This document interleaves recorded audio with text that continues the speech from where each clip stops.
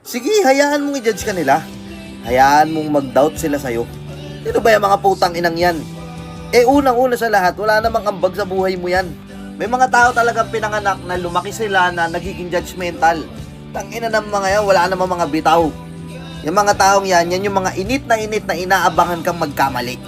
At sila din yung mga tao na ubos na yung oras sa pagja-judge to the point na wala nang nangyari sa buhay nila. Masyado silang naboko sa iyo eh. Masyado kanilang minamanmanan ngayon. Hindi nila namamalaya na wala na silang oras para sa sarili nila kasi busy silang pakialaman yung buhay ng may buhay. Kaya let them. It doesn't matter kung anong sasabihin nila sa'yo, negative man yan. Basta ikaw, alam mo sa sarili mo, nakapokus ka sa sarili mo. Fuck those people. Alam mo nakakatawa dyan? Kapag naging tagumpay lahat ng plano mo sa buhay, tapos sila, ganun pa rin, nagja-judge sa'yo, pero ni isa sa mga plano nila sa buhay, walang nangyari. Sobrang ironic.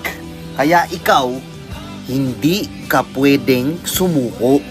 Kasi kailangan mo pang ipakita sa kanila, kailangan mo pang ipabuka sa kanila na mali sila.